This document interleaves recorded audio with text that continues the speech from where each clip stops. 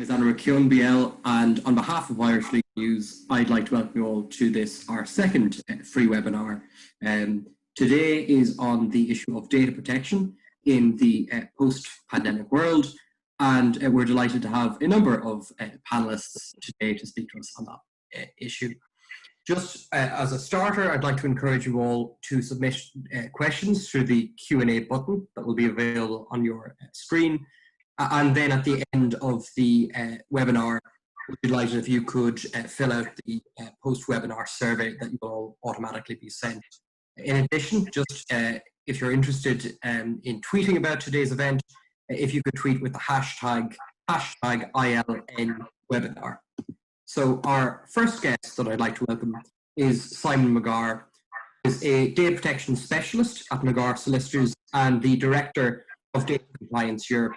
He represented Digital Rights Ireland in the Schrems I case, and we're delighted to have him here to explain and discuss the recent Schrems II ruling and its implications.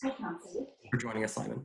One of the difficulties when you're asked to talk about something that's been going on for so long is knowing how far back do you begin. I mean, you know, do we start with the original ancient Olympics? Do we move forward a little bit sooner? So I think rather than trying to rehash what happened in Schrems I, just the headlines. What happened in the first one was that the safe harbour, which was basically a decision made by the European Commission to accept a certain set of assurances made by the United States government about the protection of European data if certain things were done by parties who signed up to a set of agreements as being acceptable for the purposes of protecting European data. And therefore, they said that there was an adequacy decision if you use the safe harbour agreement.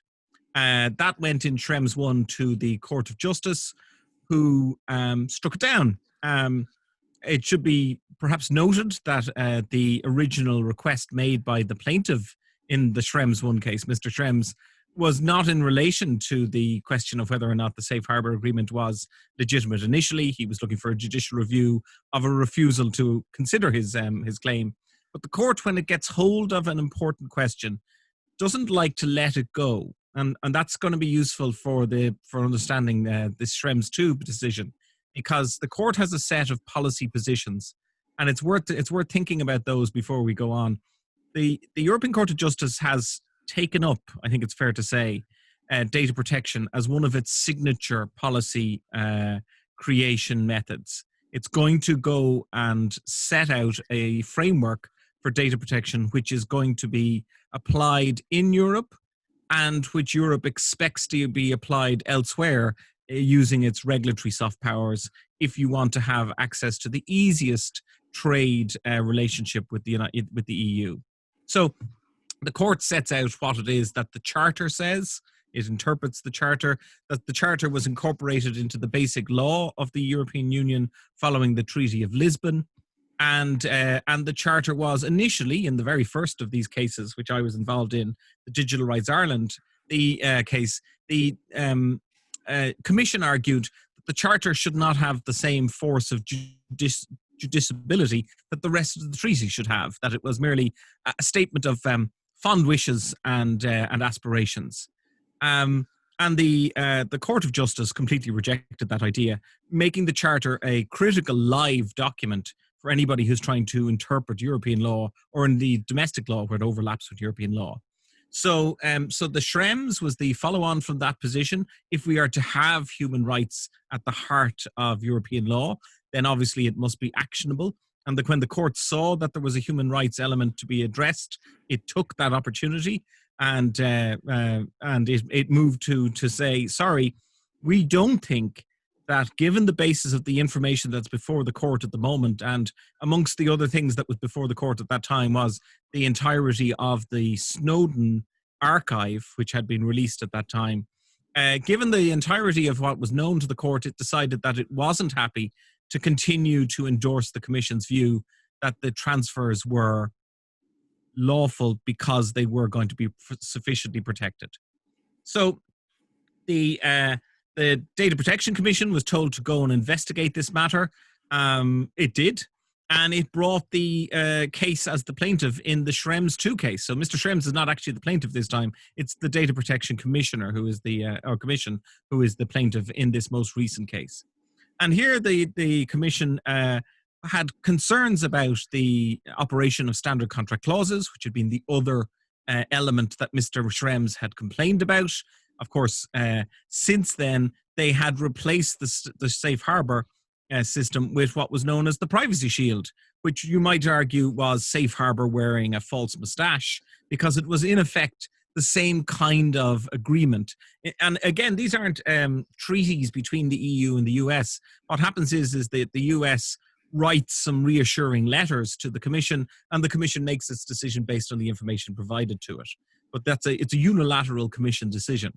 So there was an agreement that Privacy Shield, unfortunately, also didn't come up to the mark, and the court made that decision. And really now, we're only a couple of weeks after that, and industry is wrestling with the consequences of that. And that's really where I didn't want to do the entirety of the Olympics, just the most recent important parts, because the consequences of that decision, there are immediate practical consequences, and then there's long-term consequences as well that we're going to have to get used to. So to address the immediate consequences, the court found that, first of all, Privacy Shield was not up to the job, and it was not going to accept that it was the basis of a legal transfer of data to the United States. That means that every company who is using Privacy Shield as that basis immediately has to switch, because otherwise every piece of data being processed is being processed legally. And it would be a horrendous data breach if that were to be the case.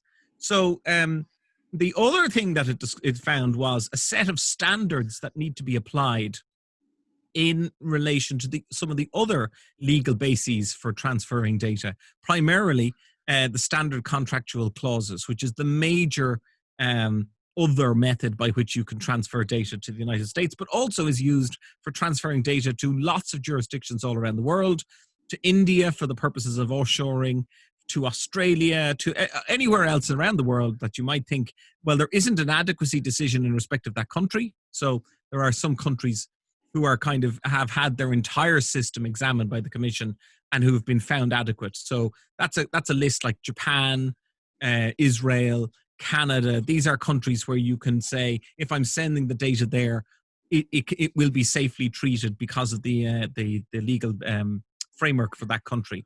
In other countries, you need to set up a system where you say, well, look, here's a private agreement, the standard contractual clauses, which will allow you to transfer the data from one party to the contract to the other party to the contract.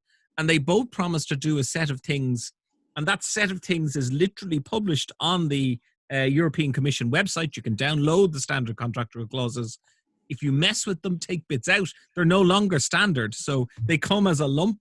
You can add things to them, of course, but you can't subtract. And you're in the position of saying, well, they've signed up to standard contractual clauses, so I have the reassurance of knowing they've promised to do all the things the Commission have said must be done. Now, after the decision in the Schrems II case of 3 weeks ago now, we've had an additional layer of interpretation of those contracts. So there was a project underway by the Commission, I think perhaps with one eye to the standard contractual clauses potentially being struck down, where the Commission was working on a new updated set of standard contractual clauses to take into account all of the case law of the last couple of years, plus other reassurances. However, what we've actually seen is that the court didn't strike down standard contractual clauses. It simply said, well, in order to comply with these contractual clauses, which are valid and remain valid, we're going to need both parties to really come up to the mark on what they have promised. So one of the things is that if you're sending data to a third-party country, the third-party entity, the creature who is receiving them and is signing on to the standard contractual clauses, and we'll call them the data processor for ease of reference.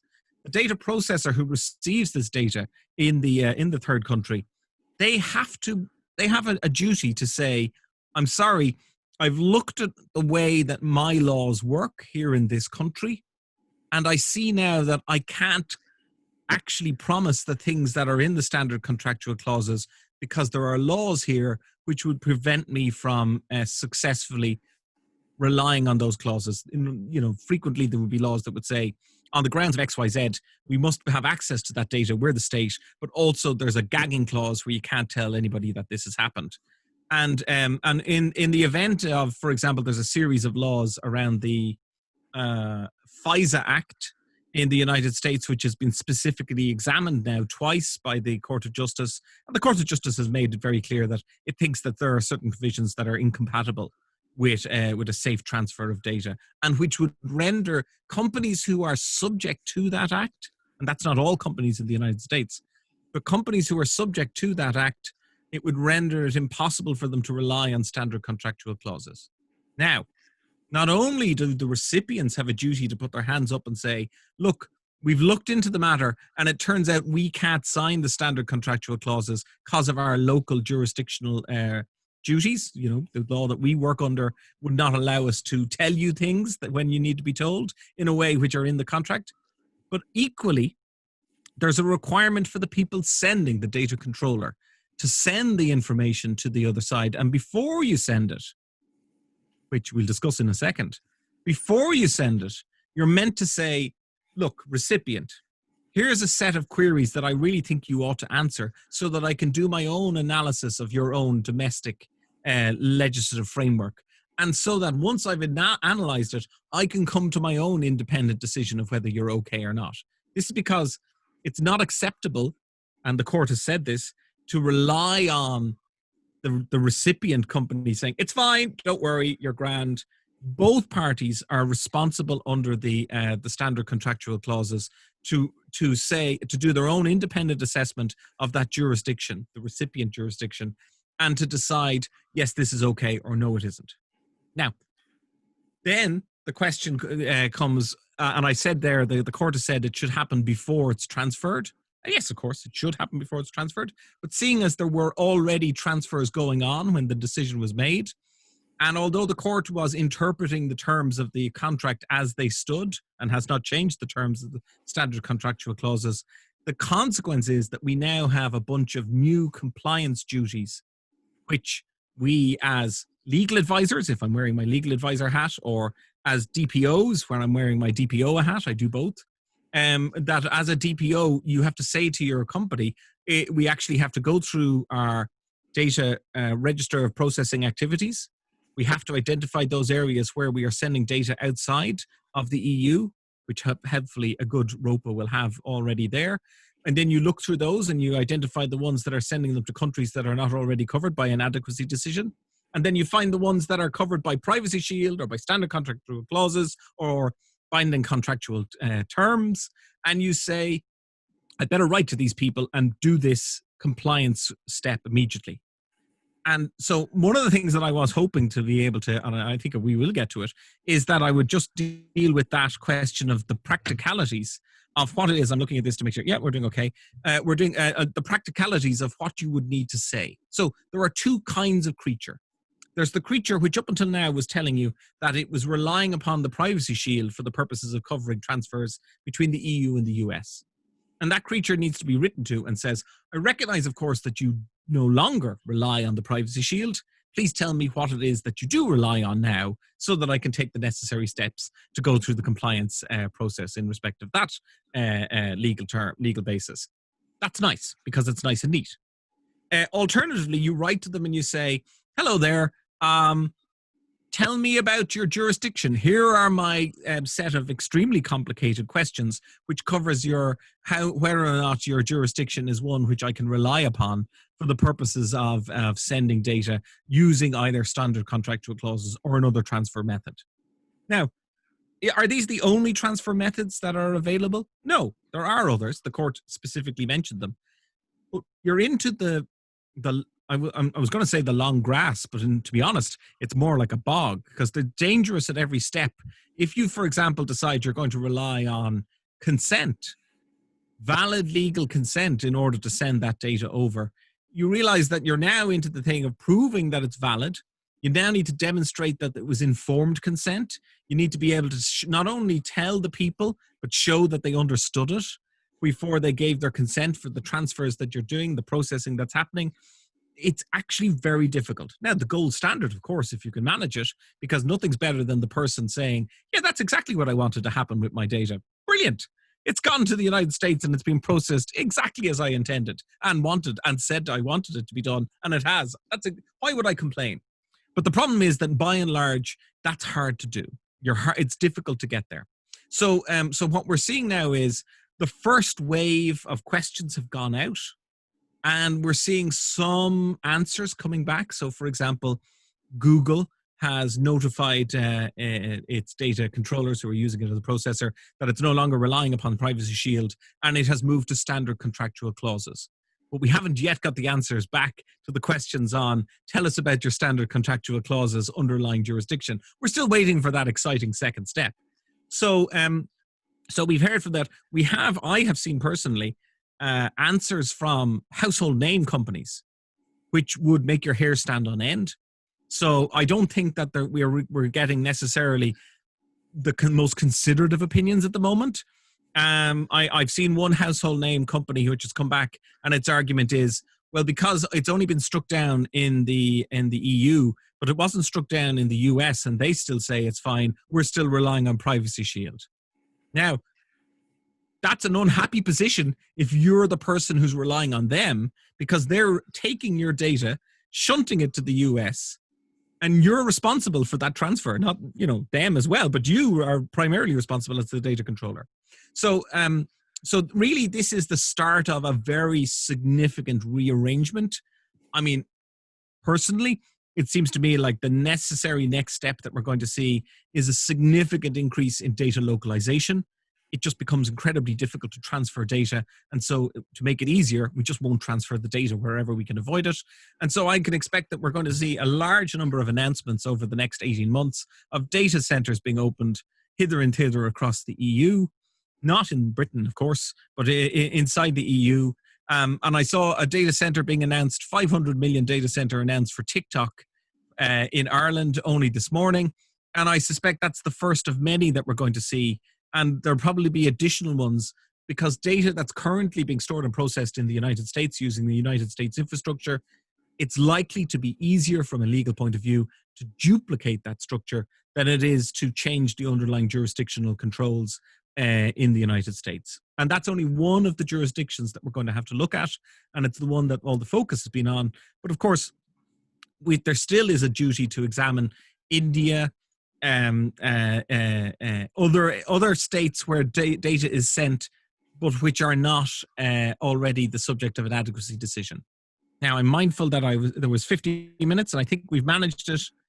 Okay, 17 minutes. I give myself the advantage. Perfect. Thank you very much, Simon. Just for anyone who might have logged in late, there's a Q&A button. There'll be a Q&A session at the end for all panelists. But if you have any questions, you can put it at Q&A, which would be at the bottom of your screen. So our next guest is William McLoughlin, who is a practicing barrister focusing on data protection, employment, judicial review, and planning law. And he's the founder of Argent Business Consultants, and he's currently working on some of the biggest data breach claims in Ireland. So I'd like to welcome William. Thanks very much. Thank you for having me. I'll try and keep it to 10 minutes.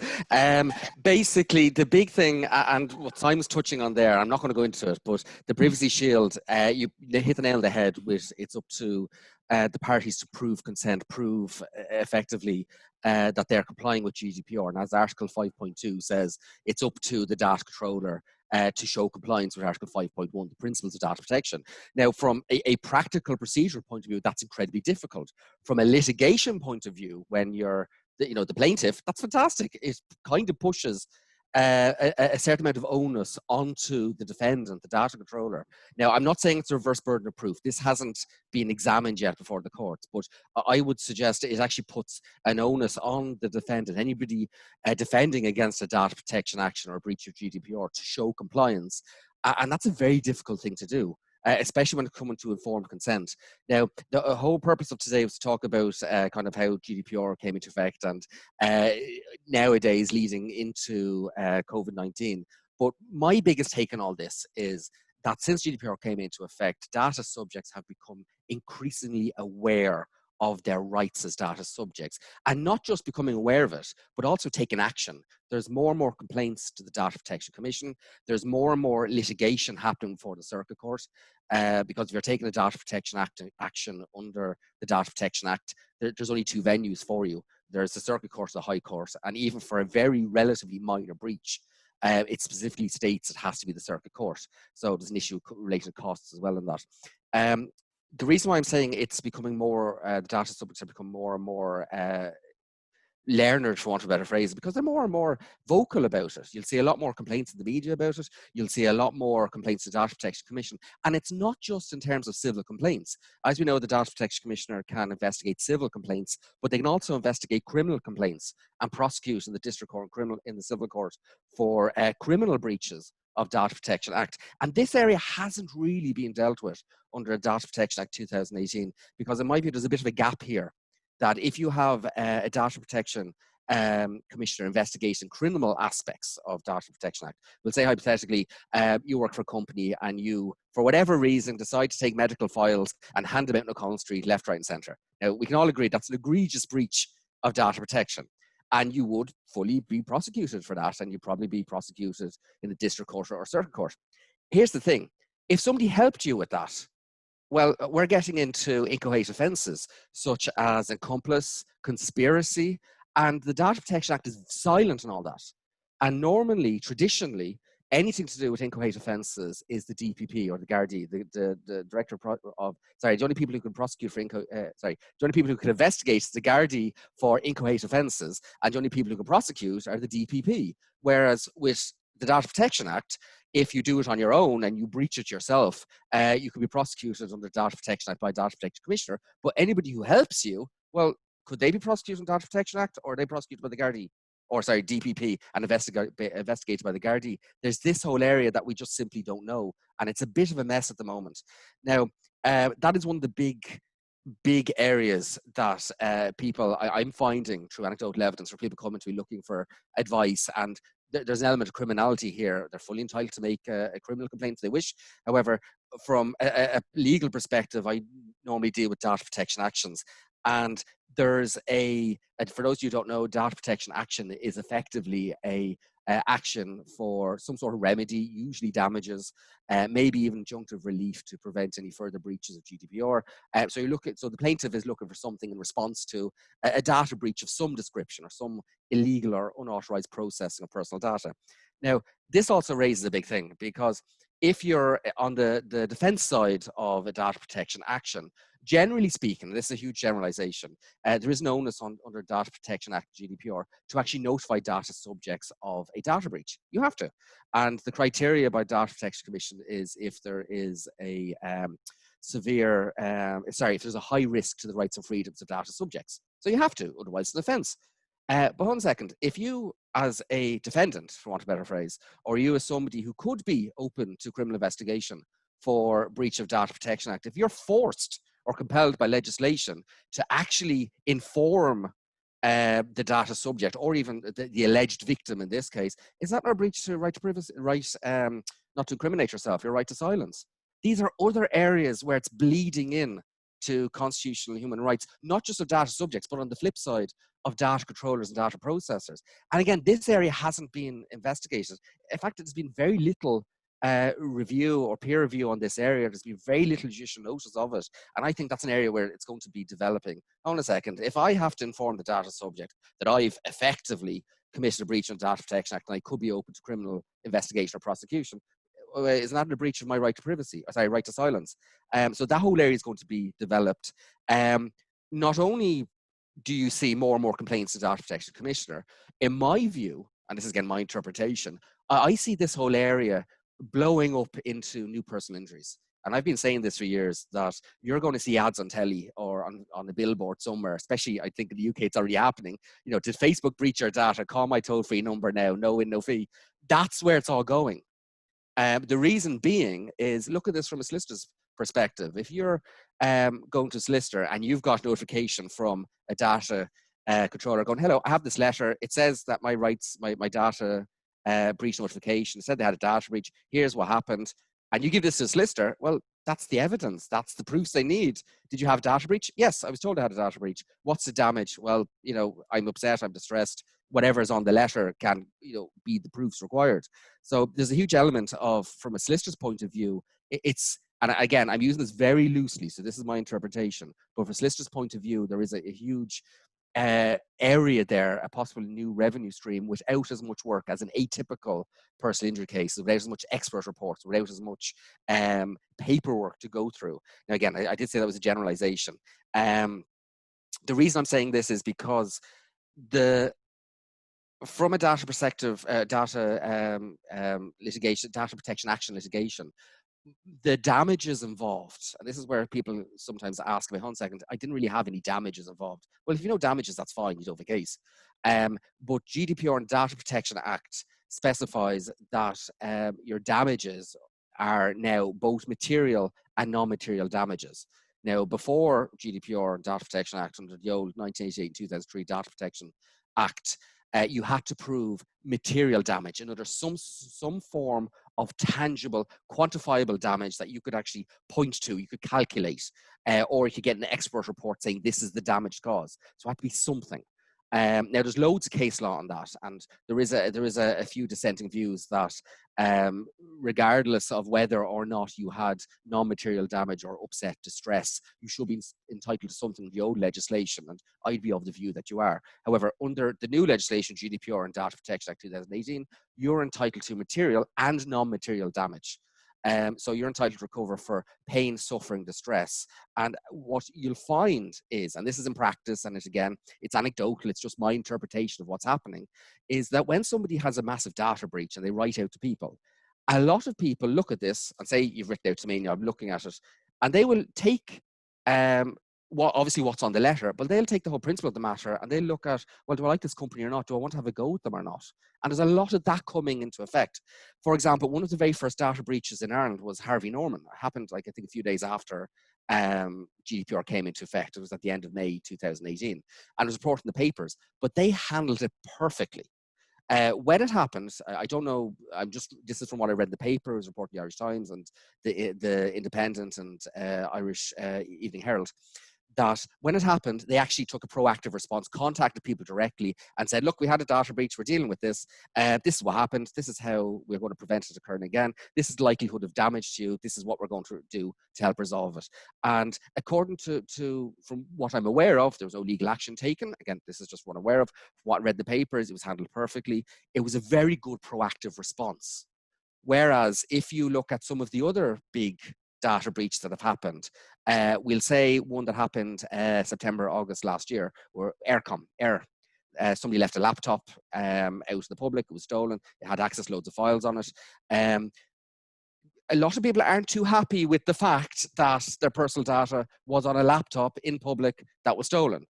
For that, there's more of the principle of the matter, kind of going, hold on a second, I'm not terribly impressed with what you did with this. Ticketmaster, they had a data breach, and I think it's fair to say a lot of people just simply don't like Ticketmaster. They don't have the best PR department, especially if you've been hanging on for hours trying to get a ticket. As soon as they come online, and within 30 seconds they're all gone, and you've got to spend double the price to rebuy a ticket from an authorized reseller. You get the pressure, you get the point. So a lot of people don't particularly like Ticketmaster because they generally haven't had the best experience with them. So when people got notification that there was a data breach with Ticketmaster, I think it was on around the 20th of July 2018, then people were more likely to complain about it because they didn't like the company. They didn't like their experience with them. They're not terribly impressed with them, so they're more likely to take action against them.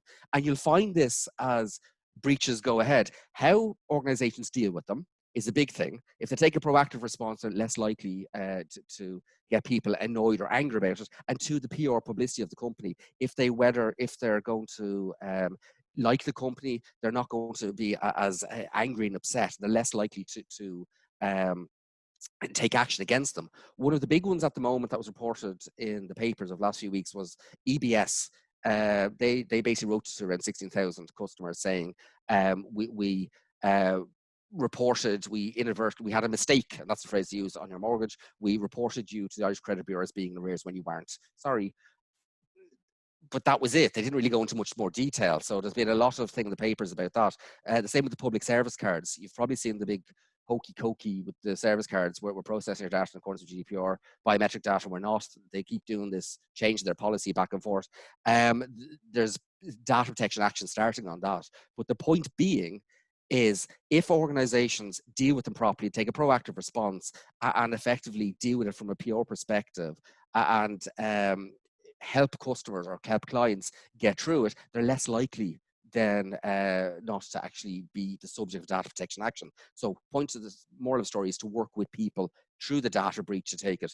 And all this is just leading up to where we're going with this. And like I said, I see this turning into new personal injuries, where you're going to see organizations taking on data protection actions and no win, no fee. Now, could you imagine if Facebook, hypothetically, tomorrow Facebook Data Protection Commissioner ruled that Facebook was a breach of, we just say, whatever, 3 points of GDPR.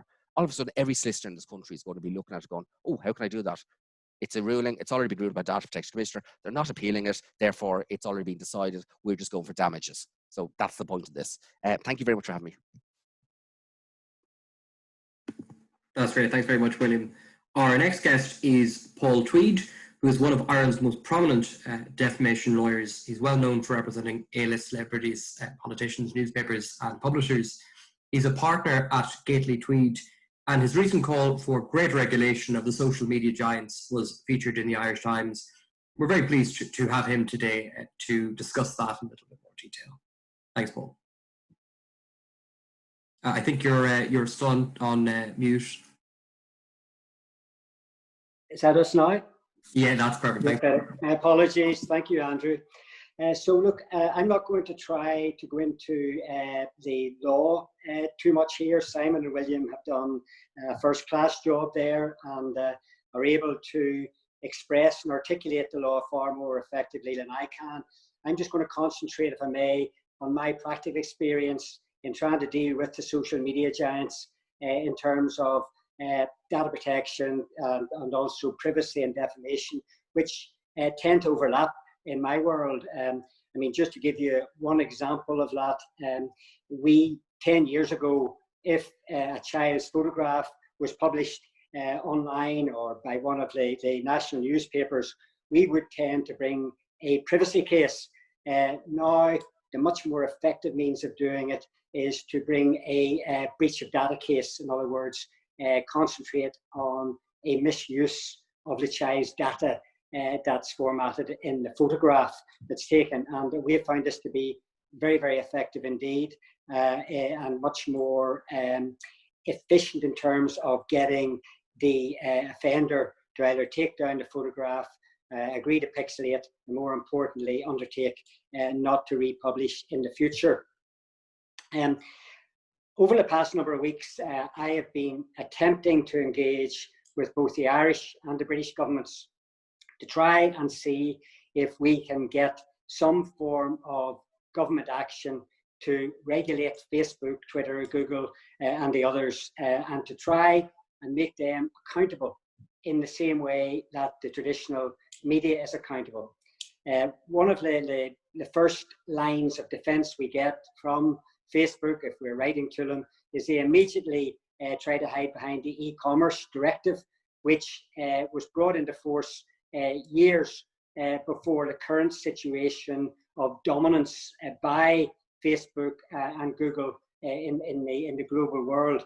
And basically they are arguing that they are protected, that they are just simply a facilitator for online communications, and that they are entitled to full protection. They're not responsible for what they channel out there.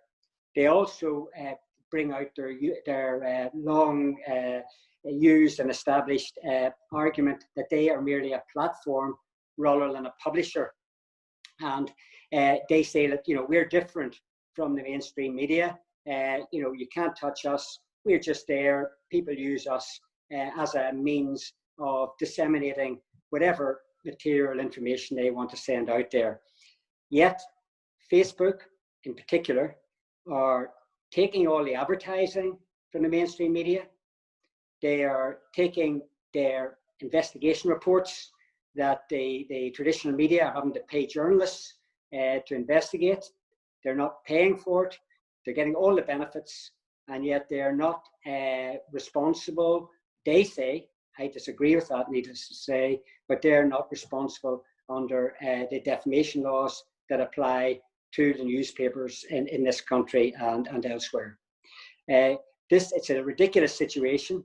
I mean, I've often quoted the analogy of if a newspaper publishes a reader's letter, they are responsible for any defamatory material or breach of data that may be contained in that letter.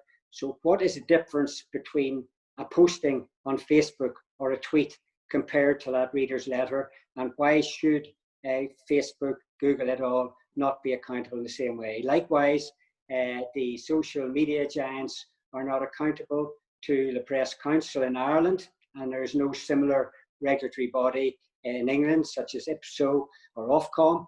They believe that they are above all that. So it's a ridiculous situation, but I wouldn't hold your breath on getting any action from either the Irish or British government in the near future. I mean, the silence has been deafening in terms of my engagement with them.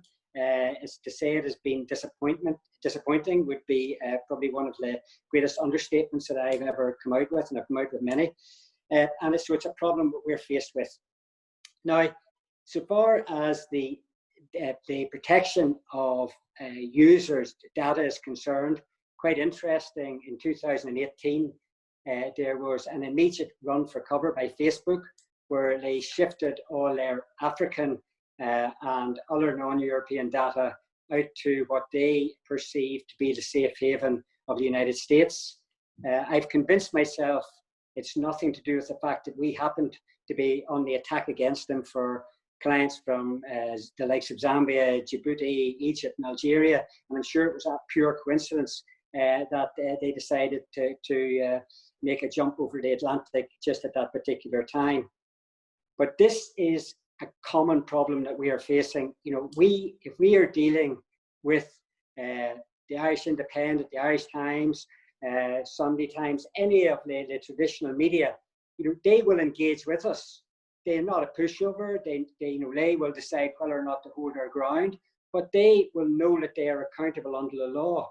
And that is one of the reasons that, in my opinion, the Irish and the British media are among the finest and the most credible in the world, simply because they have got this check on top of them from the defamation laws, data protection laws. They give cognizance to them, and they're deeply conscious that if they don't play ball, that they're going to end up in the courts. This is not the case with our friends at Facebook and Twitter. I mean, I've got to a point now where my eyes just glaze over when I get correspondence or responses from them. When I do get responses from them, when we get responses from their lawyers, it's the same approach. I mean, it could almost be word processor. To be fair to the solicitor involved, they're all first-class operators, and in fact, Facebook and Twitter, etc., have the one thing they've done right. They've got top-class lawyers to act for them. But what we need here is, you know, government intervention.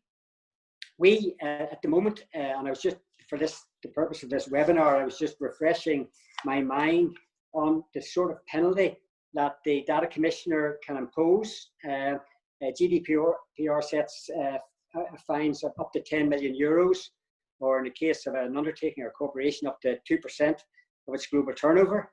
But the reality, even that is not really a deterrent to an organization like Facebook, where they've managed to, their share price anyway, has managed to sustain an onslaught over the past couple of weeks, where major blue chip corporations have been withdrawing their advertising, and it would have brought most major blue chip corporations to their knees.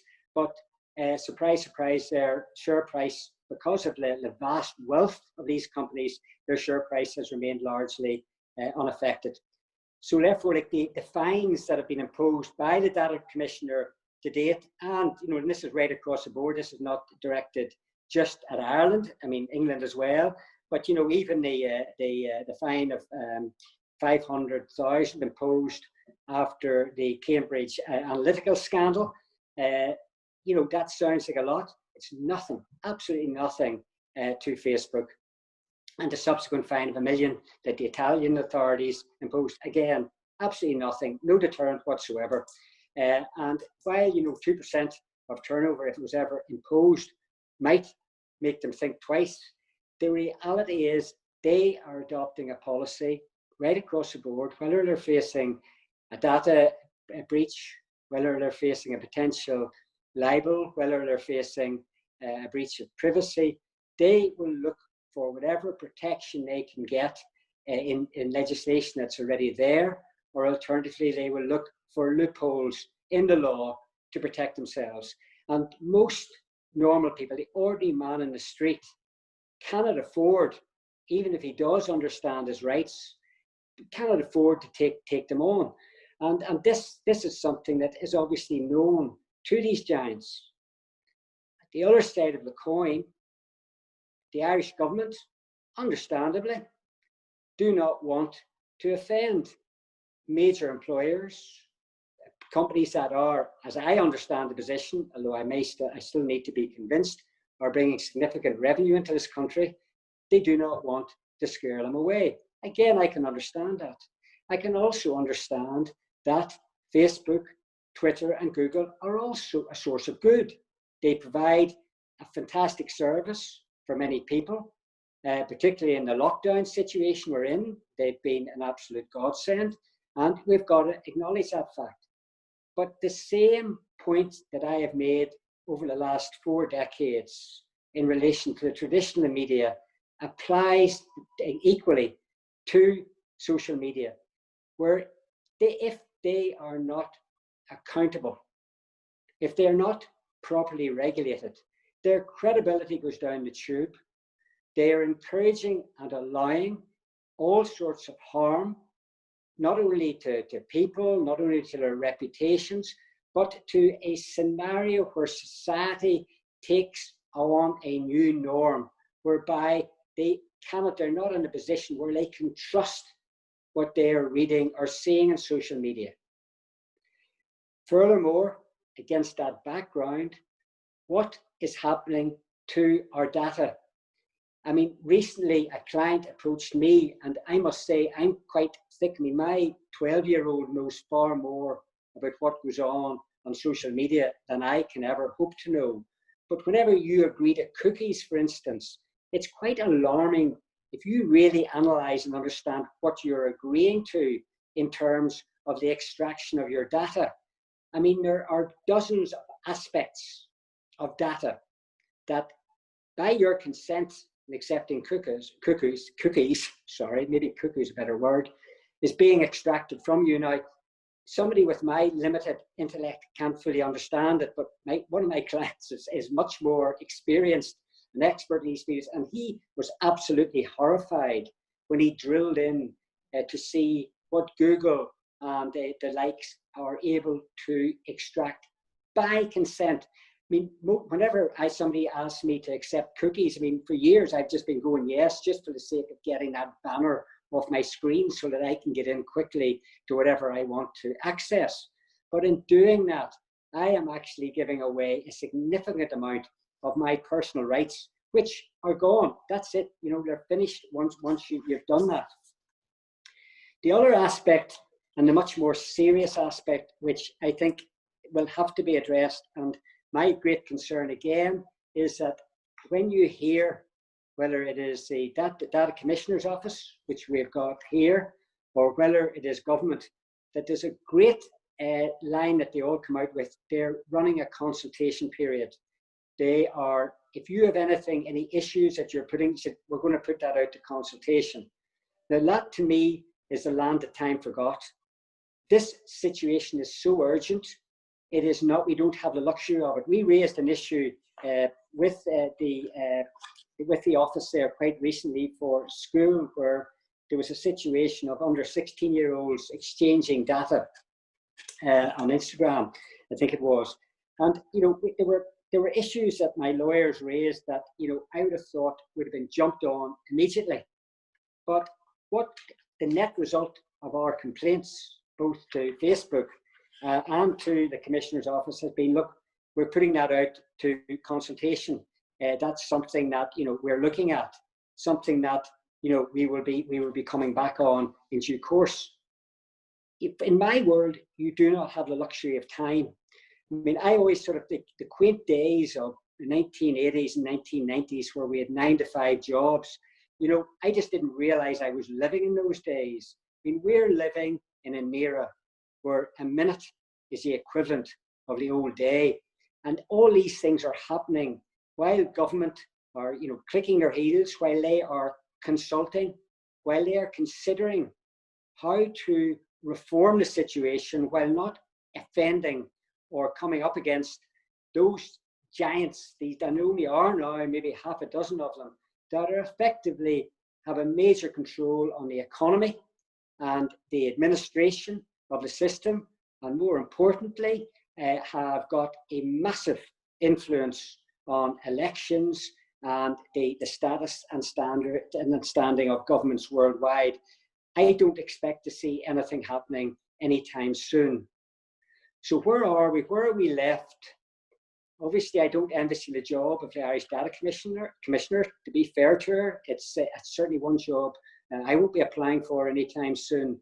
But what is it up to society to rebel, or do we stand back and wait for the corporations to be embarrassed, to withdraw more than their advertising, to take a proactive stance against social media?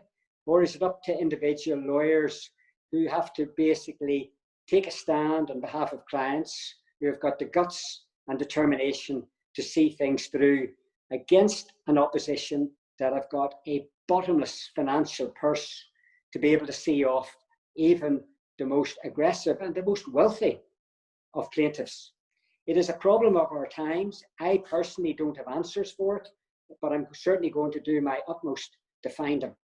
Thank you. I hope I haven't taken up too much time there. Thanks very much for that, Paul.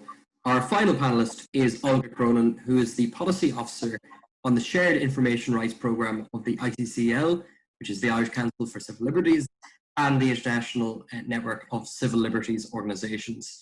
So she has led ICCL's work on the COVID-19 contact tracing app, as well as social welfare inspections at Irish airports.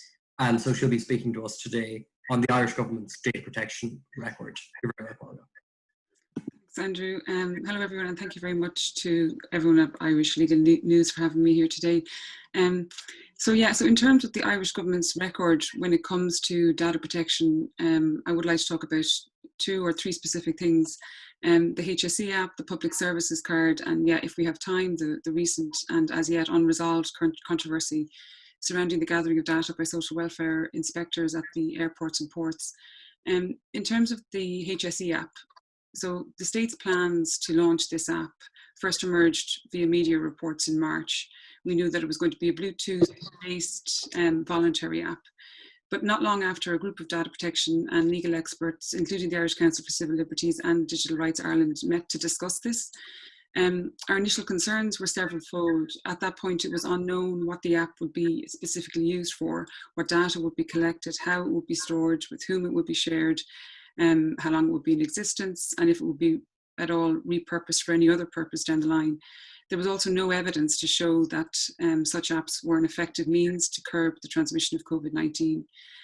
We don't believe our concerns were groundless. So different types of surveillance tools have been deployed across the world as a consequence of COVID-19, while at the same time people's movements have been restricted and extraordinary powers have been bestowed on police to enforce these restrictions. Some of these tools have put a lot of people's and populations' fundamental rights at serious risk. So for example, let's say in the US, we've seen body temperature checks at workplaces, businesses and other public venues. In Russia, in Moscow, police are monitoring people in quarantine and using facial recognition technology cameras. And if there's a breach of quarantine, it could lead to a jail term. In Israel, the country's internal security service was given permission to use counterterrorism surveillance on COVID patients by tracking their phones. In South Africa, the lockdown regulations gave the Director General of Health in South Africa the power to direct any electronic communication service provider to share information on individuals' location and movement through their phones. In Hungary, the government outright suspended Articles 15 to 22 of GDPR in relation to the processing of personal data as part of its its emergency COVID-19 measures. So thankfully, thankfully the HSE and the Department of Health COVID Tracker app does not resemble any of these tools or moves at all. But the general global trend of normalizing surveillance during COVID requires, we believe, that we treat any new surveillance tool with serious caution because, well, emergency measures often outlast emergencies. And we do have to ask ourselves what kind of new normal we want post-COVID. To help engage with the HSE and the department, our group published a set of 9 principles which we believe must be adhered to when the government implements new technologies in order to ensure the technology aligns with legal and human rights requirements and protects our privacy. These principles could be the basis for any new technology. It doesn't have to be the app. Some of our principles were adhered to, and on July the 2nd, we applauded the HSE department for uploading a substantial amount of information, the data protection impact assessment, which they didn't have to do, the source code and other documentation, including the Data Protection Commissioner's review of the DPIA. We believe that was a huge move by the state in terms of transparency and unquestionably the model for all future DPI processes by the state. However, we still had concerns and gave the app a C+ mark after we examined that documentation. I guess the thing about contact tracing apps is that there's no evidence to support the theory that they curb the transmission of COVID. The Data Protection Commissioner has also said that the HSE department's claim that the app can improve the speed and accuracy of manual contact tracing is speculative and unproven. I know that the Minister for Health and others have recently made claims in the media that the app is working, but it's not entirely clear how they have come to this conclusion. They have given figures for the amount of people who have downloaded their keys or allowed their keys to be uploaded, but it's also not known how many people have tested positive after receiving close contact alerts. We understand that the information has not yet been released by the HSE, but it will be once sufficient data has been collected, and we look forward to seeing that data. In terms of efficacy, we have evidence from Dr. Stephen Farrell and Professor Douglas Leith of Trinity College Dublin, whom we were very lucky to work with, that it's challenging for Bluetooth apps to discern whether contacts are closer or further than 2 meters away. That app signals recorded between users that can vary depending on whether people have their phones in their bag or their pocket, if they're on a bus or a Lewis where metal reflects radio waves, or how a person is standing next to another person. And they've also found that for Bluetooth apps using the Google Apple exposure notification service, which the HSE app does, both false positives and false negatives are unavoidable. In relation to false positives, the HSE and Department of Health state themselves in their DPIA that they would advise Lewis drivers who download the app to turn off the contact tracing element because, or in order to avoid getting such false positive notifications. We also have concerns that the Google Apple API can affect the performance of the contact tracing element of the app by silently updating the API rather, unbeknownst to users, and as a consequence affect the app's false positive and false negative rate. But our concerns surrounding the Google Apple exposure notification service, upon which the HSE app essentially sits, were heightened in recent weeks after Professor Leith and Dr. Farrell carried out what is understood to be the first privacy assessment of the Google Apple exposure notification service, when they looked at the apps in Germany, Italy, Switzerland, Austria, Denmark, Poland, Latvia, and Ireland. So these are the Google Apple-based apps, contact tracing apps. So they found that Google Play services, which is turned on by default on most Android phones, must be running on the phones of all Android users who wish to use these Google Apple-based contact tracing apps. If Google Play services is switched off, then those apps will not work. Professor Leith and Dr. Farrell found that phones with Google Play services enabled, irrespective of whether you have one of these contact tracing apps on your phone or not, okay, sends highly sensitive personal data to Google servers every 20 minutes, and this potentially allows for IP address-based location tracking of the phone user. They found that where Android users turn Google Play services off, data is still collected, possibly in contravention of GDPR, because there are questions about consent, data minimization, purpose limitation, storage limitation, etc. It's also not clear where these servers are located, which could also have a bearing on these concerns when you consider Simon's previous comments on the Schrems II judgment. The data shared includes long-term unchangeable identifiers of the phone users, including their phone's IP address, the Wi-Fi MAC address, international mobile equipment identity number, IMEI number, SIM serial number, phone number, and the Gmail address attached to the phone, as well as fine-grained data from other potential sensitive apps, such as banking, dating, or health apps that a person has on their phone. So this is data that, when considered together, has the potential to draw a very detailed map of our lives and activities. It should be noted that in their studies, the two scientists acknowledged that they faced something of an ethical quandary when they reported on their work, because the apps were already deployed and in active use, and that if the apps are effective, which the jury is still out on, raising privacy concerns could cause people to stop using the apps, and that they felt that could be a potential harm. However, they did decide that to conceal new knowledge on the privacy impact of these apps whose state component, as in the HSE bit of the app, given that that's endured significant scrutiny, would be unethical. ICCL believes that scrutiny of Google and Apple's involvement is not only fair, that there should be scrutiny, and that would only be fair, but also necessary. Many people and Android users might say, "What's the big deal? You know, we're used to this type of surveillance by tech giants." But similar to what Paul has just said, you know, in the absence of any real information about the design of the Google Apple exposure notification service, Professor Leith and Dr. Farrell's study allows people to make a more informed choice when it comes to what information they want to impart to technology giants. This is also a particularly unique situation, because this is where governments and public health authorities are strongly encouraging their entire populations to use these apps, and either knowingly or unknowingly, they're pressuring their entire populations to take part in what's essentially corporate surveillance. ICCL flagged concerns about the transparency surrounding Google and Apple's involvement in the HSE app in person with the previous Minister for Health, Simon Harris, and also in a submission to the COVID-19 Oireachtas Committee, we called on the government to push for international companies such as Apple and Google to be completely transparent about their COVID tracking software, how their COVID tracking software works. We believe this is necessary, especially since the new Minister for Health, Stephen Donnelly, shortly after the HSE app was launched, said that Ireland may need to rely on Google and Apple for future health tech services.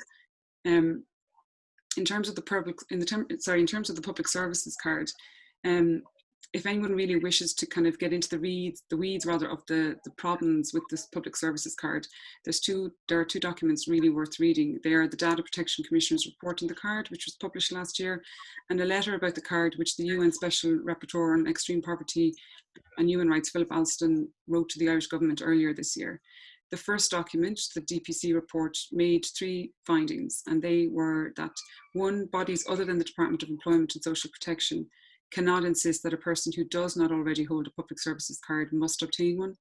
The second one was that the department has not been sufficiently transparent about its processing of data, how it is updated and shared with other public bodies. The third is that the indefinite blanket retention by the department of certain documentation and information collected during the registration process for the card, such as utility bills, contravenes the principle that personal data should not be kept longer than is necessary. In turn, the Data Protection Commissioner also ordered the destruction of this data related to 3.2 million cardholders. However, the state has rejected and appealed these findings, and the matter is now before the Circuit Court, while the Data Protection Commissioner is carrying out a separate investigation into the biometric element of the card. As for Professor Alston's letter to the government, it concludes that the public services card discriminates against the poor and the marginalised who are most dependent on access to government assistance without a clear legal basis. His letter also details the history of the card over 2 decades, how its purpose and function has expanded and evolved over that time, and how the current form of the PSC has followed an accumulation of very difficult to follow public service card related amendments to various acts with a very minimal, debate of the implications of these changes in the Oireachtas.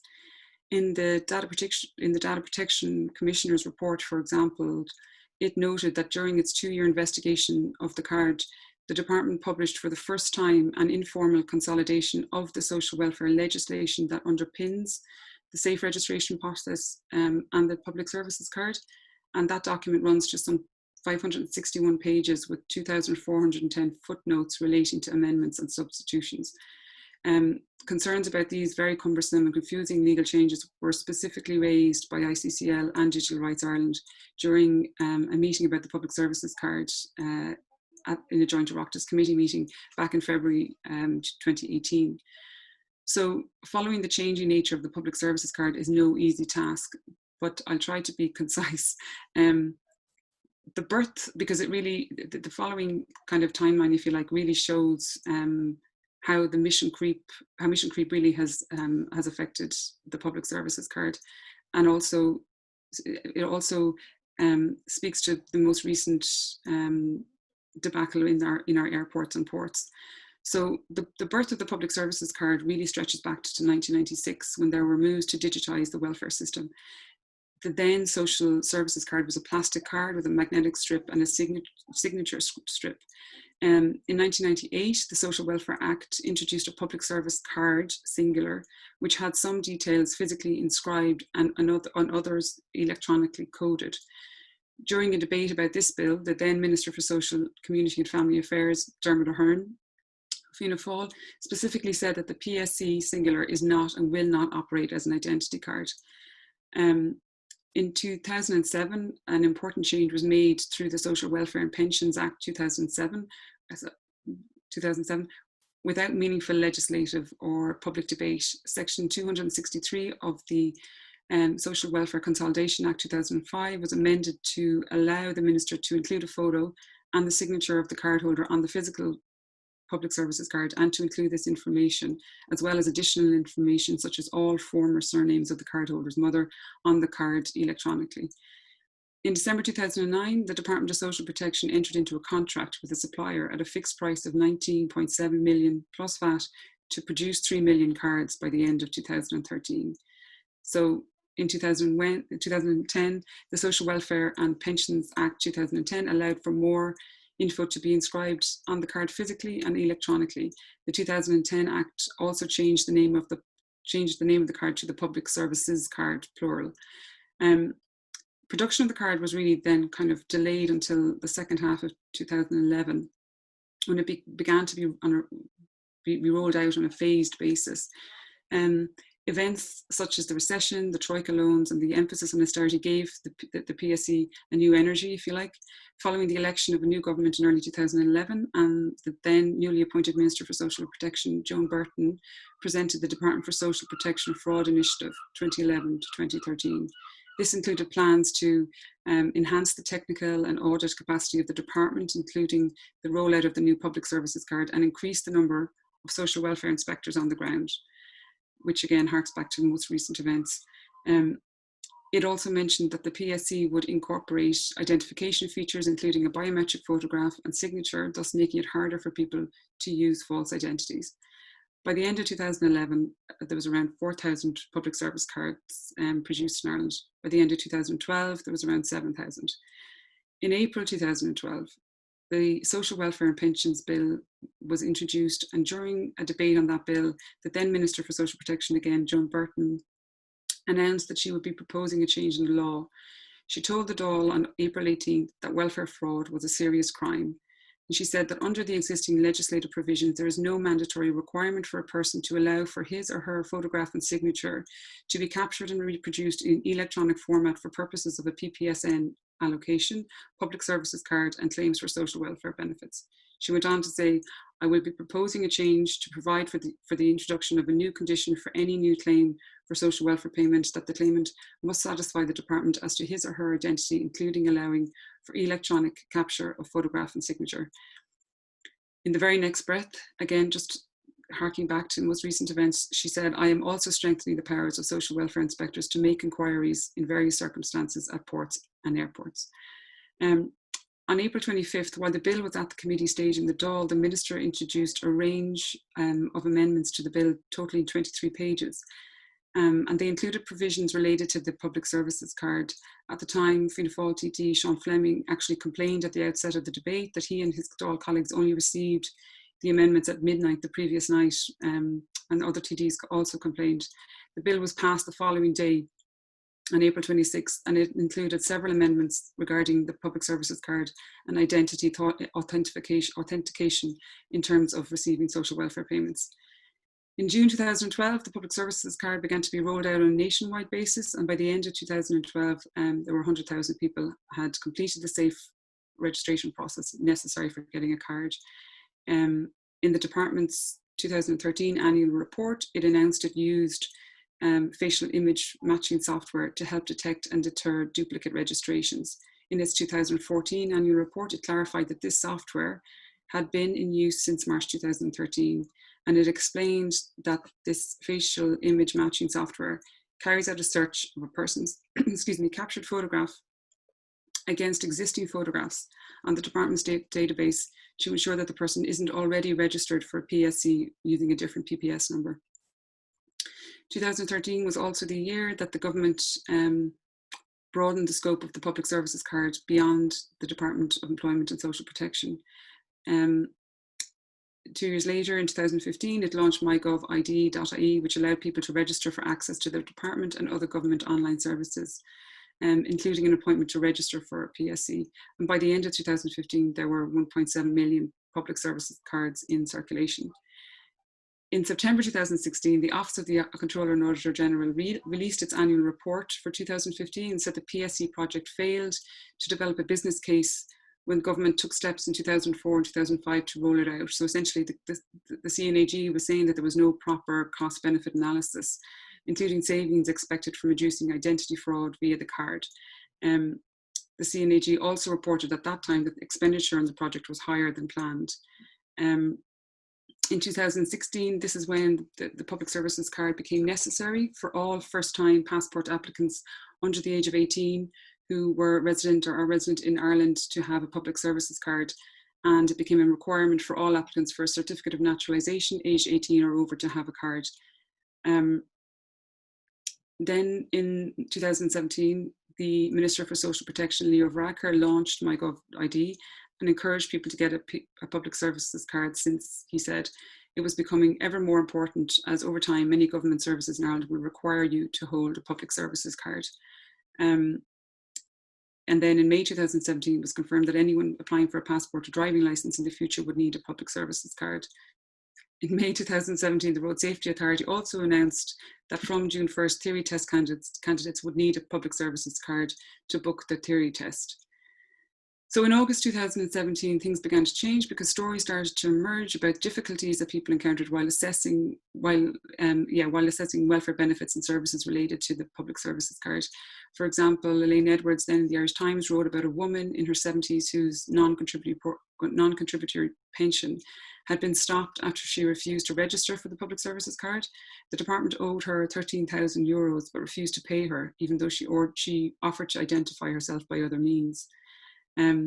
Later that month, the Data Protection Commissioner issued a public statement on the controversy and said there was a pressing need for clear information to be given to the public regarding the mandatory use of the public services card for assessing public services. She asked the department to publish a frequently asked questions section, and this was published in October 2017. But in the same month, the Data Protection Commissioner launched a formal inquiry into the PSC. And that's where we are today with her findings before the court. So that's maybe not so a concise summary of the public services card and how it has expanded over the years to where it is today. But in terms of assessing whether a government initiative such as the public services card respects human rights, one question that must be asked is whether it's necessary and proportionate. It's a fact that reducing identity fraud in the welfare system has been a consistent reason put forward by the Irish government in respect of the public services card. We can all remember the launch in April 2017 of the then Minister for Employment and Social Protection, Leo Varadkar's Welfare Cheat Us All campaign, in which essentially he called on people to be whistleblowers and to report to the authorities people whom they believed were so-called welfare cheats. In respect of this campaign, which saw ads placed online and print, on radio, on buses and on billboards, and the claim about combating identity fraud, a few figures are actually worth noting. It's based on the government's own statistics. Identity fraud represents only about 2% of total welfare fraud in Ireland. This equals about 13 million per year out of a total welfare budget of more than 20 billion. The public services card specifically has so far only led to 1.44 million in estimated fraud savings per year. So this figure really represents only a fraction of the yearly welfare budget. And then and to give that figure further context, one should consider that the total spend on the public services card project as of the end of 2019 was estimated to be around 68 million. So, and with the aforementioned court case ahead, this cost is only likely to rise. So. That's great. Thanks very much, Olga, for that very thorough run through. You really took us through the whole history. So thanks very much for that. So we're going to move now to questions and answers for all panelists. We have a few questions here. One is, in both Schrems I and Schrems II, the CJEU found that the EU-US arrangements approved by the Commission were void ab initio. Is it fair to say that these decisions call into question all decisions by the European Commission in relation to adequacy decisions? I don't know who would be best. I'll take that one. Connor, or Simon, thanks. No, I don't think so. I think that the Privacy Shield and the Safe Harbour before it were an almost unique decision from the EU, that the standard adequacy decision system is extremely lengthy. I think it has taken Japan 3 years to reach the point where it was accepted on an adequacy basis. Generally speaking, those adequacy decisions are very involved. They involve the EU asking questions and the government supplying extremely detailed answers in relation to the matching off of domestic legislation to the kind of protections that the EU anticipates should be there. And it is really, it really goes to show that the EU-US data transfer systems, the Privacy Shield and the Safe Harbour, were unlike those kinds of very rigorous adequacy decisions.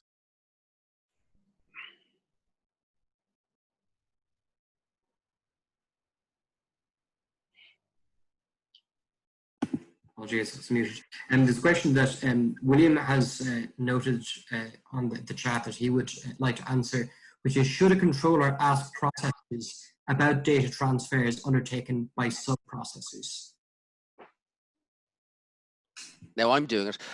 In a nutshell, effectively, yes. The reason being is the Data Protection Act 2018, the Irish one, and also GDPR, put the responsibility on the data controller to basically do everything within the power to ensure the processor is compliant with GDPR. And like with, that was touched on earlier by Simon, that it's not good enough to go, okay, as the controller going, okay, it's the processor's problem, thanks very much, you know, you go off and do your thing.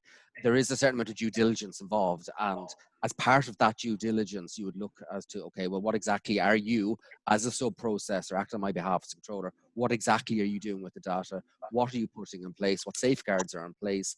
And what are you going to do if there's a data breach? How will you, protect data subject rights? How will you notify me, et cetera, et cetera, et cetera. As part of that, you would have to look at, well, what are you going to do with the data as a data sub-processor? Who are you sending it with to? Who are you sharing it with? What safeguards they got in place, etc. Now, just as a matter of practicality, and I've advised a few large organizations with this, especially with state contracts, where you might have an organ of the state entering into a contract with a sub-processor, and as part of their due diligence, like the HSE, Department of Health, whatever the state body is, as part of their data, the privacy impact assessment on the data sub-processor, they will specifically ask, what are you as a sub-processor going to do with the data? Who are you sharing it with? What sub-processors, what sub-sub-processors are there in some cases? What safeguards are in place? What are their privacy policies? So you'll basically, as a sub-processor, you could end up giving the data controller a massive, big volume of, well, here's my sub-processor policies, here's my privacy impact assessment sub-processor, here's my blah, blah, blah. So you basically give them everything. But the point being for this is technically, yes. Why? Well, effectively, it's up to you under GDPR and Data Protection Act to show compliance.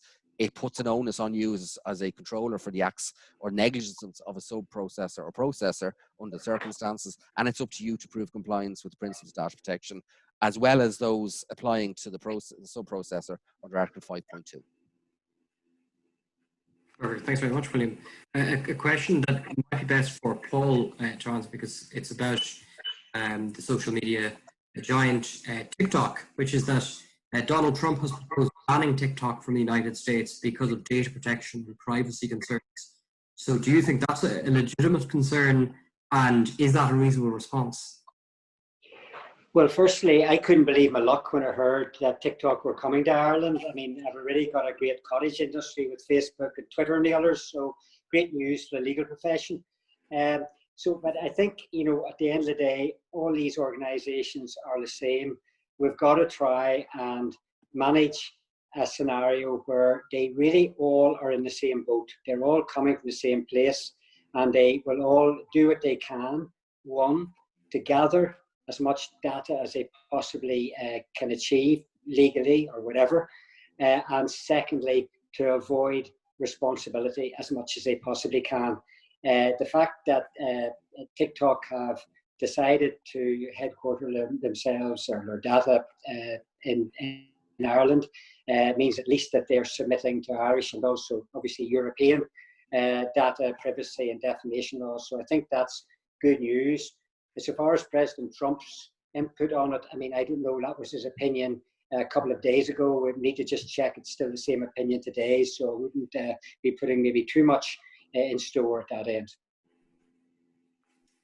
The next question is for Simon and Olga, which is many critics of the data protection regime in Ireland have suggested that the Data Protection Commission does not have the resources to meaningfully fulfill that regulatory role. So do you think that the DPC has the will but not the resources, or is it lacking both?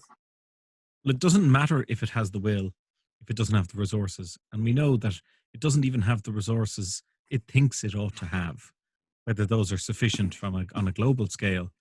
And I think the real difficulty here is that the funding model for this regulatory system just isn't the appropriate funding model. Because what we have is a funding model which relies upon the annual budget of the government to fund this regulation. Whereas what we really ought to be having is a funding model which relies on the income of the or turnover of the companies that are being regulated. This is a model that the UK uses to fund insurance regulation. It's a levy, and it's a model that it's being discussed would be used as part of the new social media commissioner model, which I'm not in favour of for lots of reasons. But I am in favour of the idea that if we have an industry which is making its home in Ireland, and Ireland then, as a result, has the burden of regulating for maybe 3 billion people worldwide, it really is legitimate for Ireland to say, well, I think that this needs to be funded properly, but in order to do that, we need more than just the resources of the Irish state. We need the industry to recognise the value of well-funded regulation in terms of building up trust and an acceptance that Ireland is a place where you can go to get these complaints heard quickly, dealt with quickly, but also dealt with fairly and consistently. That's why the insurance industry in the UK doesn't complain about the levy, because they want good regulation. Good regulation builds trust. Trust is absolutely necessary for non-tangible items like insurance, but it's equally critical, as we saw after the Schrems case and after the Snowden revelations. It's critical for the tech giants as well. They must have a credible regulatory system to rely upon. And so I think it's reasonable that the Irish government would say, I think if we're going to produce that credible regulation, regulatory structure, well, we'd like somebody to put their hands in their pocket to help fund it. And I'll go to your views on the matter. Well, I'd echo all that Simon has said, and yeah, absolutely. Like the DPC has to be, as Simon said at the beginning, it has to be funded in order to carry out its work. And given the Schrems II judgment, its work will obviously increase multiple fold. So yeah, it'll have to be better resourced. A question that came in at the start for Simon: if an adequacy decision is not given, for example, if the UK, in the event of a no deal on data transfers at the end of the year, does this not mean, in effect, that the Commission does not deem the domestic legislative framework up to scratch? And if the framework, which is out of control of the processor, based in the United Kingdom is not adequate, does this not in effect render the SCC invalid, as irrespective as to what is agreed in the SCC, domestic law will trump whatever is agreed between those parties? I think there's two steps there. One, will the UK get an adequacy decision? I think by now we should work on the assumption it will not. And so the next, let's step straight past that and say, does that mean all SCCs are invalid with the UK? No, that's not an automatic outcome, because after all, SCCs could be valid with any country around the world if the country has an acceptable domestic legislative framework into which that can be applied. However, what we do know is that the UK has specifically got pieces of legislation that, for example, the European Parliament's rapporteur on this, his name escapes me just this minute, has already said that the RIPA Act, the RIPA Act, is not compatible with the principles of the Charter of Fundamental Rights, and that didn't matter because it fell outside the purview of the EU and the courts while the UK was a member. But once the UK has departed and the transition period is over, then that special carve-out will cease. And all those laws in terms of surveillance and oversight and so on will suddenly become exactly as difficult for the UK as they are for the US. And if the US has run into difficulties with its access to data, and that access to data system is shared with the UK through the Five Eyes programme, I think we should also presume and work on the presumption that the UK is going to have great difficulty not just getting to the adequacy decision. I think that ship has sailed, but rather we're going to have to work on the assumption that now, after the Schrems II decision, it's going to be extraordinarily difficult for the UK to receive EU data on any of the usual legal bases. So previously we might have been planning, and I have to say I was planning with clients, that we would be traveling on a standard contractual clauses with the UK, and that would be the legal basis that we would allow that data to travel.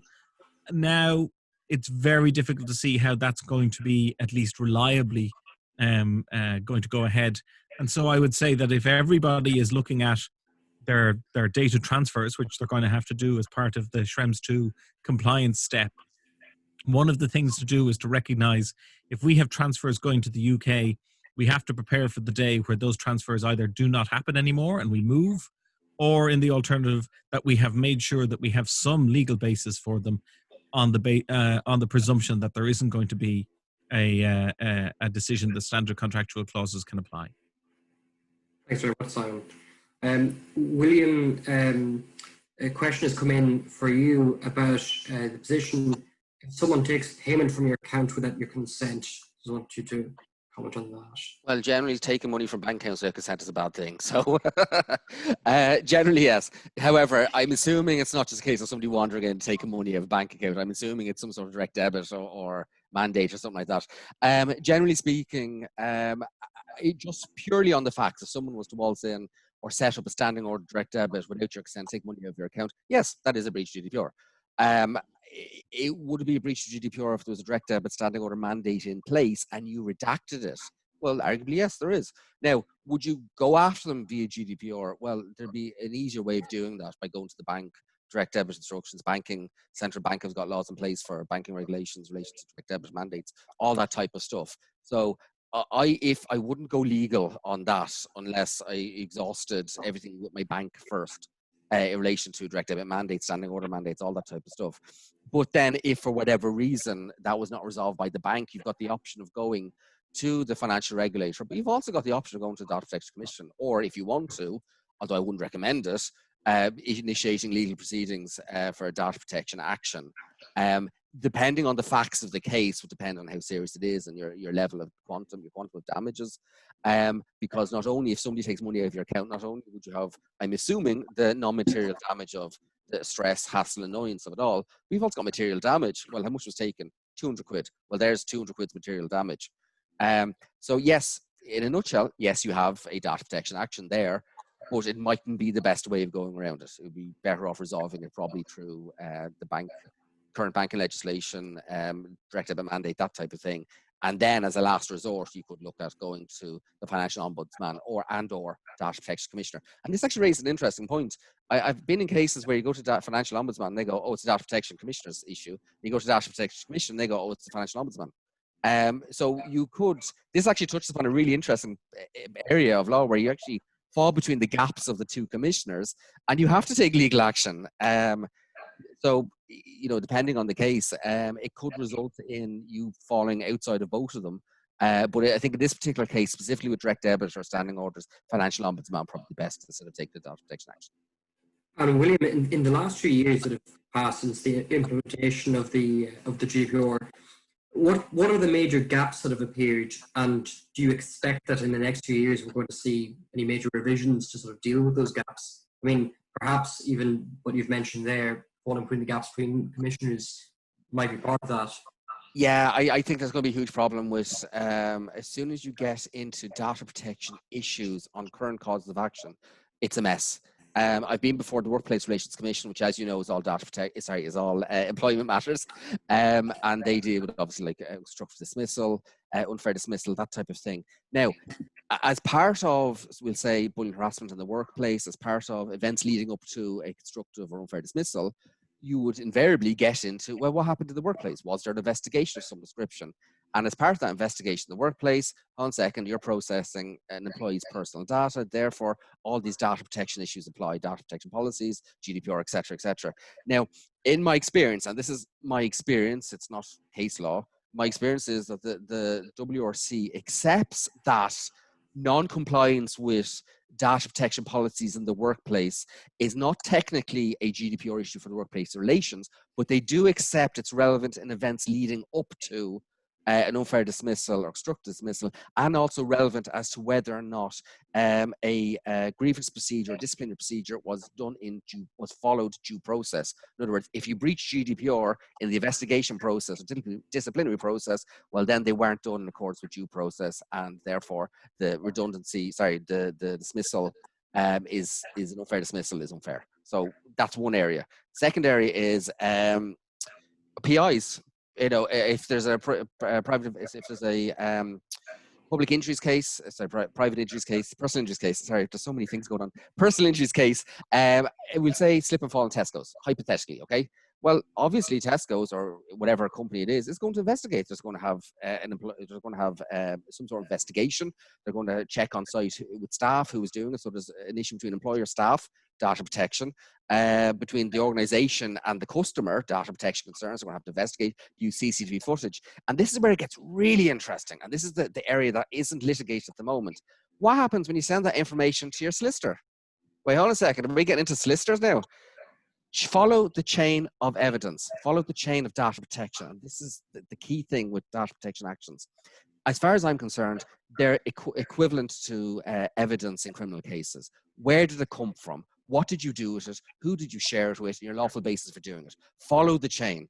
And with those type of cases where slip and fall in Tesco's, and again, I hope nobody here works for Tesco's, in a big giant supermarket, well, they refer that to the solicitor. Do they have some sort of data process agreement between their solicitor and the organization? Does the solicitor then have one between that and their barrister? Do they have that with their insurance company? And this is where there's going to be litigation over the next 10 years. Because if you have some sort of claim where somebody with a very serious accident, we say who's been suffering for 10 years, spinal injury, that type of thing, the claim is worth massive, and it's worthwhile pursuing any gap in the data protection chain of evidence. This is where it's going to go. I had one very recently where insurance company actually put private investigators on the client. Now, they didn't have data processing policies, procedures in place. They didn't have a data processing agreement between the insurance company and the investigators. At the time, and this is before GDPR, the private investigators had to be registered with the Data Protection Commissioner because they were processing special categories of personal data. Now, that no longer applies to private investigators, but it did at the time. You had to be registered as a data processor, but they hadn't done all that. So basically everything they had, following somebody around with a camera, taking pictures out in public, was all illegally obtained. The whole thing collapsed. Now, we never got to court, that case settled, but the point being, had that gone to full trial, and this hasn't been tried yet, is there the fruit of the poison tree argument here? Is there, I have this evidence, it's illegally obtained under GDPR. Can I use it in civil cases? Can I use it for breach of my constitutional rights at a civil matter? Not criminal, but for civil. This area, I think, will be explored over the next 5-10 years. So it's not just where did you get the evidence or where did you get the personal data. It's also following the chain. Did the solicitor have a place did the barrister, did everything? So I think the Data Protection Commissioner at some stage is going to turn their gaze onto the legal profession. I've got mine sorted out, by the way. I'm just putting it out there. I already had a client ask me about that very early on, so that's all sorted. But you get the point. It's a gap there. And as lawyers, we are taught and we practice in looking for the gaps, making them, sticking the knife in, twisting, and making the whole thing collapse. And if you can get the chain of evidence, causation, whatever it is, you break the chain, you've got, there's your case, there's your defense, there's your cause of action. So I think it's going to be that next. I think we're going to be looking at the legal profession, but I also think it's going to be a difficult day when that happens, but I think it's coming. So I think that's one big area, one big gap where it's going to be coming down the line. Simon, I'd be interested just to see what your view is on that same question as well, about gaps that have emerged in the legislation and where you see things going in the next few years.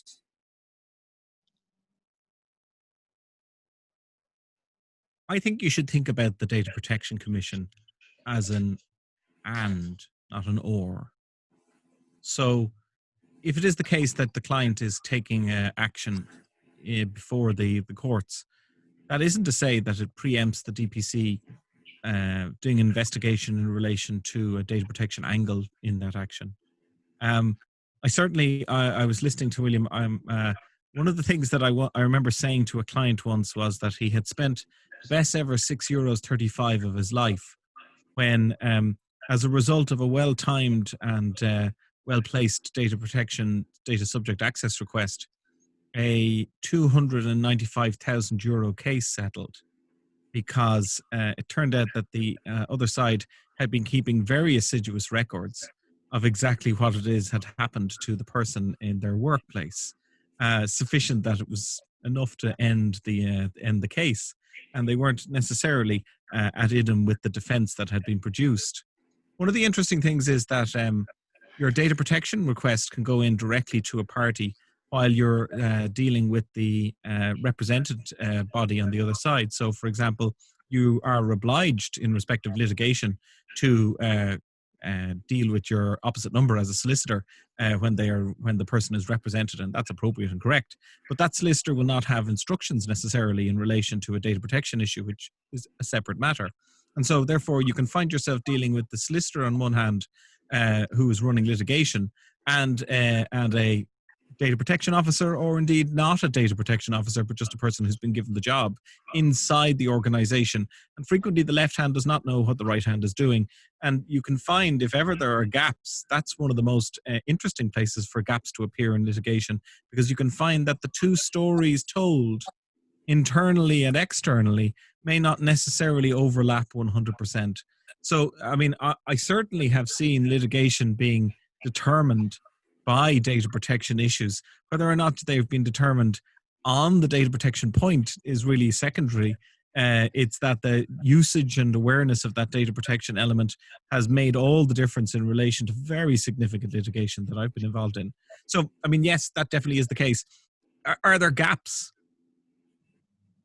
I have to say, it would be impossible not to go through an entire webinar without saying that the speed of the investigatory process from the Data Protection Commission is glacial.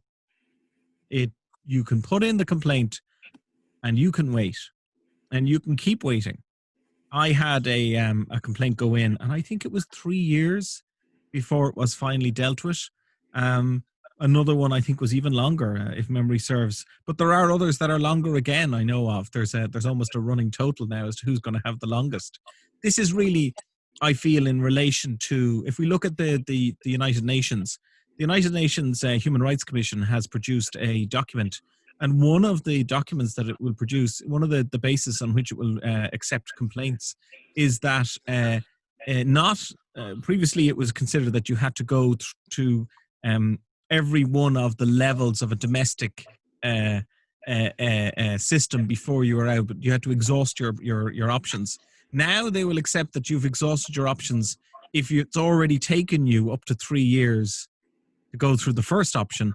It's taken for granted that, look, it's unreasonable to keep you waiting through further ones for years after that. I think that's a real challenge, because suddenly it leaves Ireland open to international complaints in relation to human rights in a manner which it has not necessarily been aware of up until now, because there's now a ticking deadline where the UN has decided that if it takes more than 3, certainly 4 years to go through the initial steps, that you won't be required to go through those appeals that we've been used to seeing a requirement of in, for example, the UN, I beg your pardon, the ECHR cases, the trips to Strasbourg. So we're seeing these kinds of raising of the bar internationally as to what is and isn't acceptable. And I think we're going to have to see an acceptance and a kind of an integration of that from the Irish state, including a resourcing of the DPC to ensure that these kinds of extremely lengthy processes can be telescoped down into something reasonable. And this was one of the complaints that Mr. Schrems has had, that he's still waiting for the final decisions in relation to his complaints that were made, I think, nearly 10 years ago now. And that really is difficult to look in the face and say that's an acceptable and functional regulatory system. Thanks, Simon. We have an open question here, which is, do you think that we could end up with a similar model to the APAC model with an external third-party certification system rather than self-certification? I'm going to go and Google APAC to find out. All right. I mean, look, the concept of the third-party certification, there is a provision inside the GDPR for codes of conduct, and you can sign up to a code of conduct, and the code of conduct can be approved by a data protection authority. There are no relevant codes of conduct that are effective here in Ireland that I know of that have been approved yet. There are 1 or 2 of them that have been approved on the continent by, I think, the Belgian Data Protection Authority. I still see that this is going to be self-certification. Sounds like there are no teeth, but what there actually is it's consequences. And by self-certifying, you're taking on all of those consequences yourself. I can see that being the shape that the regulators and the courts would like to keep things going in. A question for Paul in terms of defamation. You spoke briefly earlier about that distinction between platform and publisher. Does that remain a defensible position if the defamatory statement is actually featuring in a trending comment or a trending tweet, where the actual algorithm of the platform is the one that's suggesting to the user the defamatory statement? Well, first of all, I don't think it's a sustainable argument. Full stop, Andrew. I mean, this has just been traditionally the one that's been run out. I mean, it's just absolutely absurd for Facebook and Twitter to still stand by this, to try and argue that they're a platform where they have been taking proactive steps to decide who should be suspended from their platform, what speech should be allowed. They are actually acting as their own jury as well as a judge, which have been from the outset. They've appointed their own oversight board, which effectively is their jury. They've appointed the 20 members. They've decided who they're going to appoint, and there are controversial appointments in there. So how can they say they're just merely a platform, merely a facilitator, whenever they are actually arbitrating what speech is out there, what is disseminated, how it's edited? It's just absurd. But as I say, I think it's producing a major focus for lawyers going forward. I mean, this is going to be the battleground of the next 24 months. I think if it hadn't been for lockdown in the Irish courts, we would have had a decision before now that hopefully would have put this to bed once and for all. But as I say, I do have to admire the social media giants, that they are so thick-skinned, and they've got such a crocodile back that they can continue to try and put this argument forward, given what's been happening out there. And then our final question, which is for all panelists, so I might get you all to comment on it, maybe in the order in which you spoke, which is that there are signs that the Chinese government is moving towards a stricter national personal data protection regime, and crudely put, that it's more similar to the EU approach than the US approach. So what could that mean on a global basis? So I might ask Simon perhaps to comment first. So there are three large models for data protection: China, the United States, and the EU. And by dint of the fact that the EU is the richest, largest market in the world, it has had quite a influence over which of these models is attractive. So data protection as a concept is adopted by countries who wish to trade more readily with the EU. And I think we're up to 108 countries so far have some form of data protection law on the books. The United States doesn't recognize data protection as distinct from privacy as a human right, and China has an entirely other set of circumstances. I think we're going to end up with a bipolar outcome, and I think what's going to happen is that the United States will eventually come around to the EU position, but it won't come from the federal level. It will come up from the state level, and we're seeing the start of that here in the Californian new laws, which are currently taking effect and which are already being discussed for being superseded with more strict laws, bringing them closer to the data protection sort of concept that the EU has adopted. So really the question is which of these is going to win out, and I think I'd probably say the old journalistic cliche of time will tell, but I think in the end it's going to be the EU's position. Thanks, Simon. William, your thoughts? I think this sounds like an essay question. Someone has got to do an assignment at very short notice and is not looking for answers. It's very specific. It's something I could ask my students. Okay. I'm of the view that obviously I was a big supporter of the European model, primarily because it's based on fundamental freedoms and rights of individuals. And as a source of law, without getting into whole jurisprudence behind it, but as a source of law, the ECHR and the European conventions are very focused on the individual rights and freedoms. I mean, that's the source of it all. And that's the ethos behind it, for want of a better phrase. So I would be focused on that side of it, on the rights and freedoms of the individuals, whereas the US wouldn't be as stringent, and the Chinese regime has mixed background on human rights. So I would be in favor of the European level, primarily because of the fundamental principles of individual rights and freedoms that is systemic throughout the entire thing, from its conception right through to GDPR implementation and strengthening at a local level of each member state. Because to some extent, obviously, regulation applies automatically, but to some extent, most member states have put in some form of more stringent regime in local legislation. For example, the Irish Data Protection Act solidifies some elements of it and creates individual reporting criteria on how to actually do things in Ireland. So an Irish firm can report to the Irish Data Protection Commission how to do things. And also it also strengthens cross-border issues working with the National Supervisory Authority, the National Protection Commissioner, to other supervisory authorities across Europe. And again, it's all focused back on human rights of the individual. Is this processing of this personal data in accordance with obviously GDPR, and behind that, the ethos behind it.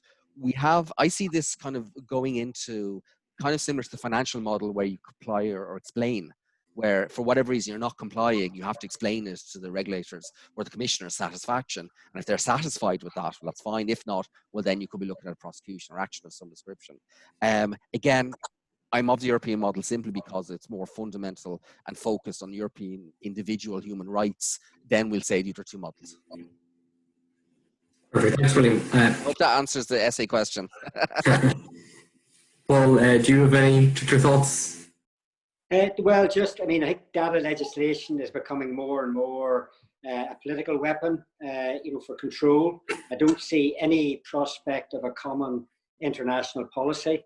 The false information and data has become the modern day hand grenade. I mean, more and more we are having to deal with situations where false information has been fed to certain sections of the media, and that is done by state control, individuals who have got grudges, because, and people have learned very quickly that, for instance, US sanctions are based almost exclusively on what is written in the media. You know, if you look at the US Treasury sanctions schedule, it quotes from various media reports. So you've got different political opponents pumping in false data, false information into news outlets. That's published and then that's used not only by the US Treasury, US sanctions people, but also by the banks. You can actually have somebody's bank account suspended by one false media report, and the results can be devastating. That's the battleground. It's a third world war we're living in at the moment, and that's going to be the battle for the future, for the near future anyway. Thanks, Paul. And Olga, your thoughts. Andrew, I'm very sorry, but I'm unfamiliar with the change in the Chinese law. So if you don't, that's fine. Apologies. Perfect. Thanks very much. So thanks to all panelists for their very interesting discussion today. I would just like to invite all attendees to complete that post-webinar survey, and you can all check out Friday's newsletter for a link to a recording of this if you want to watch it again or to show it to anyone else. And there'll also be a written report in Friday's newsletter. So thanks all for tuning in, and I hope you all have a good evening. Thank you. Yeah, thank you, Andrew. Thank you very much. Thanks, Andrew. Thank you.